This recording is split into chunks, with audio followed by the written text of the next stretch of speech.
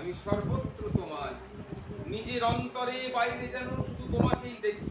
তুমি তো আমার ইষ্ট, তোমাকেই দেখি, অন্তরেও দেখি বাইরেও দেখি। কেন তোমাকে দেখার এত প্রয়োজন? তুমিই তো আমার ইষ্ট, আমার আরাধ্য, আমার অন্তর্যামী। ঠাকুর, তোমায় আত্মসমর্পণ করলাম।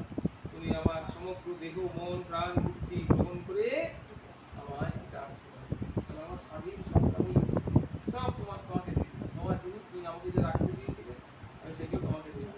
আমি পুরো খালি, এবার আমাকে চালাও। আমি একদম পুরো খালি, আমার কোনো ওয়েট নেই যে আমাকে ঠেলে ঠেলে নিয়ে যেতে হবে, তা নয়, আমাকে হাত ধরে যে তোমরা করো। যোগাভ্যাস করতে গেলে মনের যে অসাধারণ সামর্থ্যের প্রয়োজন তা আমার নেই।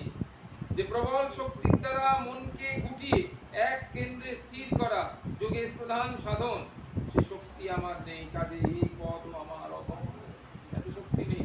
যে মনগুলো বিষয়ে ছড়িয়ে আছে, সেখান থেকে টেনে হিঁচড়ে যত যত নিশ্চরতি মনশ্চঞ্চল অস্থিরম তত তত নিয়ম হয়ে তৎ আত্মনি এব বসন হয়ে মনটিকে সরিয়ে আনা, সেই শক্তি আমার নেই, সেই সামর্থ্য আমার নেই।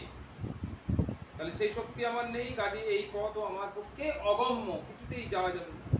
যে শুদ্ধ মন আপনি আপনা আপনি তোমাতে আকৃষ্ট হয়, যে শুদ্ধ মন, দেখো আপনা আপনি আকৃষ্ট হয়।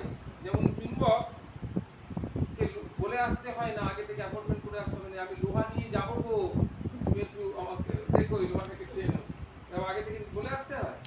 লোহা নিয়ে তুমি ঢুকলে তোমার অজান্তে দেখে কি টানছিল, খুব বড় টানছে, কি দেখা গেল একটা বড় চুম্বক বসানো আছে, লোহাটাকে টানছে, আমি লোহাটাকে ধরে আছি, আমাকেও টানছে, আমাকে নিয়ে গিয়ে চুম্বকে আটকে দেবে, এরকম টান।